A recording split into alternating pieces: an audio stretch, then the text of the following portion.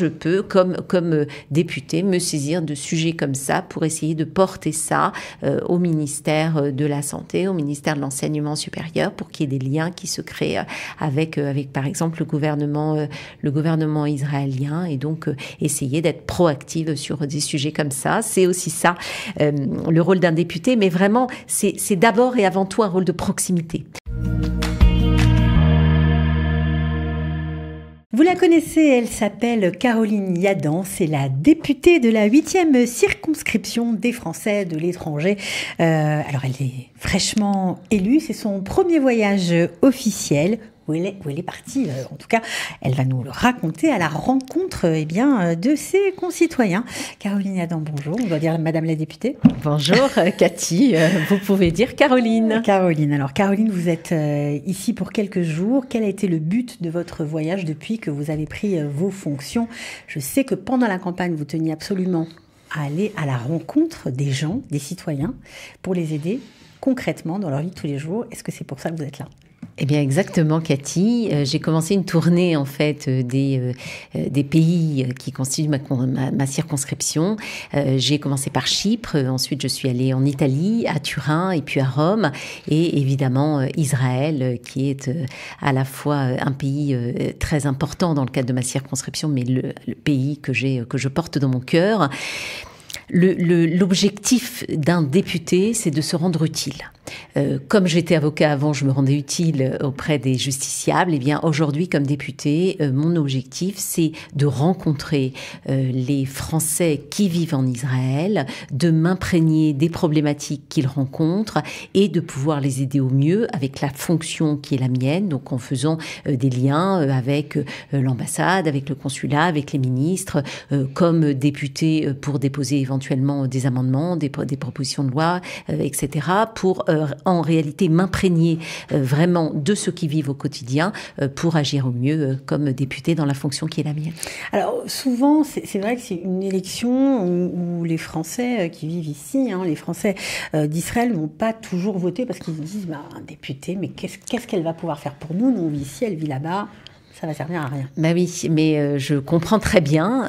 Un député, en fait, n'est pas un ministre des Affaires étrangères, mais est un élu qui travaille à l'Assemblée nationale, donc qui peut agir sur des problématiques concrètes. Par exemple, alors je suis arrivée hier en Israël. Alors j'ai déjà rencontré les conseillers du commerce extérieur, par exemple, qui m'ont fait part des problématiques économiques ou fiscales. Alors de quoi vous avez parlé concrètement? Alors, on a parlé du rayonnement, évidemment, d'Israël d'un point de vue économique par rapport à la France, des échanges qui peuvent avoir lieu, et on a mis une idée on a pensé à une idée qu'on va sans doute mettre en place.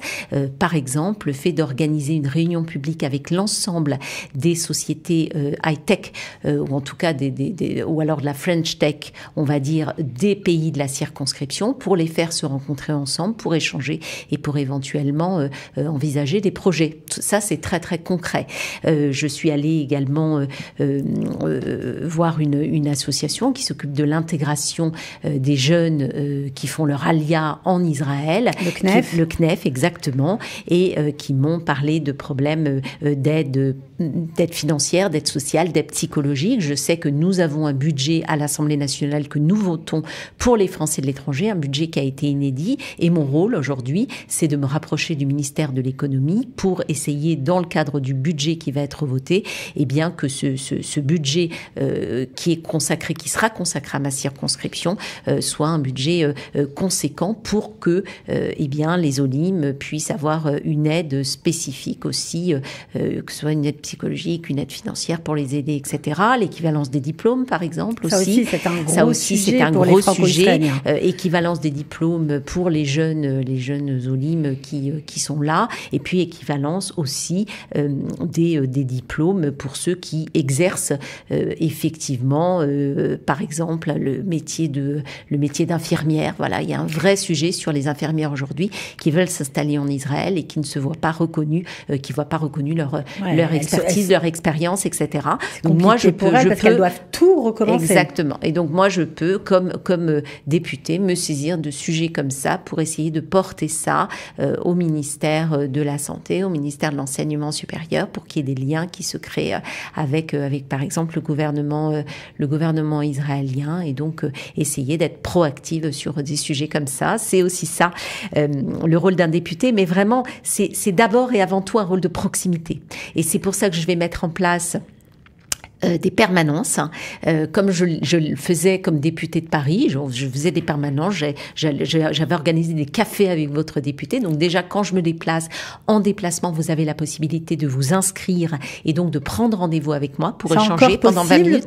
Alors, je crois que c'est très complet là, parce que j'ai eu beaucoup de demandes, mais je reviendrai d'abord très régulièrement. Et puis, vous pouvez aussi, on peut organiser des visios. Donc ce sera à peu près un vendredi ou 2 vendredis par mois. Je vais organiser des visios pour tous les pays de ma circonscription. On pourra prendre un rendez-vous. Alors, il y aura un café virtuel. On pourra prendre chacun notre tasse de café et on pourra discuter avec moi pendant 20 minutes, échanger sur ce qu'on veut, que ce soit la politique, que ce soit les problématiques spécifiques qu'on rencontre dans tel et tel pays, donc évidemment en Israël. Et je serai là pour écouter et pour entreprendre, si je peux entreprendre des choses pour aider les gens. Alors, vous avez fait le tour de la circonscription. Vous n'avez pas terminé. Vous allez encore voyager la semaine prochaine. Est-ce qu'il y a des problématiques qui sont, on va dire, similaires avec Israël ? Alors, on retrouve des problématiques fiscales, par exemple, sur le paiement de la CSG, de la CRDS, par exemple, pour ceux qui sont résidents en Israël, mais qui doivent payer aussi CSG, CRDS en France, alors même qu'ils ne bénéficient pas de la sécurité sociale. Pourtant, ça a existé pour les pays européens, ça n'existe plus aujourd'hui. Donc, il y a ce que je considère être une rupture d'égalité. Et ça, je vais essayer d'intervenir et de déposer un amendement, par exemple, sur le prochain projet de loi de finances à l'Assemblée nationale. On retrouve aussi des problèmes administratifs, de simplification administrative. Donc, par exemple, sur les passeports, pouvoir tout simplement refaire faire son passeport uniquement en virtuel. Donc, ça, c'est une expérimentation qui a été mise en place, par exemple, au Canada. Et c'est quelque chose que je souhaiterais voir généraliser. Donc, mais ce que je constate aussi, c'est que les Français qui résident à l'étranger n'ont pas le même état d'esprit non plus que les Français, franco-français qui habitent en France. Souvent, c'est un choix en fait, et ça change tout. Le choix d'habiter ailleurs qu'en France, avec quand même un attachement qui reste souvent avec la France. Mais ce choix-là fait que on est peut-être plus positif, même si on connaît les difficultés terribles, notamment depuis le 7 octobre en Israël. La vie quotidienne résulte d'un choix de vie, et ça fait quand même une grande différence. Et c'est vraiment un plaisir de rencontrer mes concitoyens en Israël et aussi ailleurs dans la circonscription. Et vous l'avez dit, je vais continuer ma tournée après, au mois de novembre, au mois de décembre. Je reviendrai en Israël de manière très régulière. Alors, vous avez parlé du 7 octobre. Évidemment, on connaît, pour ceux qui vous suivent sur les réseaux, votre engagement sur cette question. Vous avez toujours été aux côtés d'Israël pour dénoncer le mal, tout simplement. Non pas par, on va dire, comme une chose partisane, on va dire, mais vraiment pour expliquer les faits et clarifier les choses. Ça vous a coûté cet engagement côté d'Israël ? C'est quelque chose de très naturel. À partir du moment où on s'engage avec son cœur, il n'y a aucun effort à faire. C'est un langage que je tiens, un langage d'authenticité, un langage de liberté, un langage de sincérité, parce que je crois à ce que je dis. Je crois très sincèrement que le combat doit être mené de manière quotidienne et de manière acharnée. Malheureusement, de plus en plus et encore plus depuis le 7 octobre. Et j'ai l'intention, comme je l'avais fait depuis 2 ans comme députée de Paris, j'ai l'intention de fédérer autour de moi un maximum de députés dans les actions qu'on va mener. Alors, vous parlez là du 7 octobre, il va y avoir la commémoration des massacres du 7 octobre. Eh bien, nous allons tourner un petit clip à l'Assemblée nationale. J'ai déjà organisé la réalisation de ce clip avec une équipe de professionnels. Pour sensibiliser les autres ? Oui, alors déjà pour dire que les députés restent engagés sur ce combat-là, sur le combat des otages, mais on va organiser aussi une délégation qui va partir de l'Assemblée nationale le 7 octobre pour se rendre au Dôme de Paris, parce qu'il y a un grand événement qui rassemblera 4000 personnes au Dôme de Paris. Donc il y aura une délégation importante de députés avec les écharpes qui partiront de l'Assemblée nationale. Et puis, au-delà de ça, mon combat contre l'antisémitisme, c'est un combat que je porte depuis mon plus jeune âge, depuis mon adolescence, le combat contre les extrêmes. Et écoutez bien ce qui va se passer le 14 octobre, parce que je vais déposer une proposition de loi dont je pourrais revenir vous parler pour lutter contre l'antisémitisme qui sévit, la haine des Juifs qui sévit ensemble actuellement en France et qui se nourrit de la haine d'Israël. Et j'ai bien l'intention de continuer à lutter contre cela.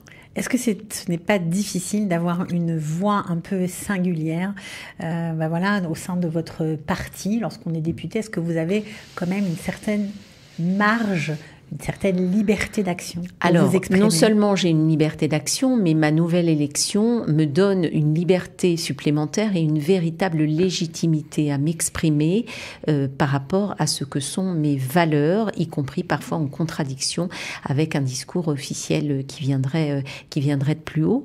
Et vraiment, les gens députés ont du mal à comprendre ça. Mais justement, en tant que député, non, je ne représente pas le président de la République. Ça n'est pas mon rôle. Aujourd'hui, je suis élue effectivement de la majorité présidentielle, mais je conserve ma liberté de vote, je conserve ma liberté de parole, je conserve ma liberté d'action. Et cette action-là consiste à fédérer un maximum de députés autour de moi grâce à un discours cohérent, grâce à un discours qui convainc et grâce aux relations personnelles aussi que je peux avoir avec les députés. Prenez l'exemple, au mois d'août, par exemple, j'ai demandé à une grande partie des députés de mon groupe de co-signer, je leur ai proposé de co-signer un article 40, c'est-à-dire un signalement de Rima Hassan au procureur de la République suite à sa venue à la manifestation qui faisait l'apologie du Hamas en Jordanie. Et j'ai écrit également à la présidente du Parlement européen pour demander que des sanctions soient prises et la levée de l'immunité parlementaire. On était en plein mois d'août, on était en pleine vacances et j'ai réussi à obtenir 53 co-signataires à ces courriers. Si on enlève les 18 ministres, et si on prend 97 députés, vous enlevez 18 ministres. Donc on est largement plutôt aux 3/4 du groupe qui a signé, mon groupe. Voilà, ça veut dire quoi en fait? Ça veut dire que sur des actions concrètes, on peut rassembler. Et sur la proposition de loi, par exemple, dont je vous ai parlé tout à l'heure, mon objectif, c'est pas simplement de rassembler mon groupe, c'est d'aller largement au-delà, donc de la majorité présidentielle, c'est-à-dire Horizon et Modem, mais aussi LR et aussi PS, c'est-à-dire tout ce qu'on peut considérer comme le bloc républicain, pour vraiment dire, voilà, nous avons tous un devoir, juifs et non-juifs, évidemment, presque plus non-juifs que juifs, parce que ce qui concerne les juifs concerne la France, vous concerne. Et donc, c'est de lutter contre cette haine des juifs. Je vais vous proposer un outil un outil législatif pour pouvoir le faire de la meilleure manière qui soit. Alors, venez avec moi, suivez-moi, parce que vous ne pouvez pas faire autrement. Juste pour finir, comment vous avez trouvé l'ambiance, vous qui connaissez bien Israël? On est en pleine guerre, la guerre sévit au nord, au sud c'est pas terminé. Comment vous vous sentez? Écoutez, très solidaire. Est venu avec moi mon attaché parlementaire avec laquelle je travaille depuis 2 ans. C'est sa première visite en Israël.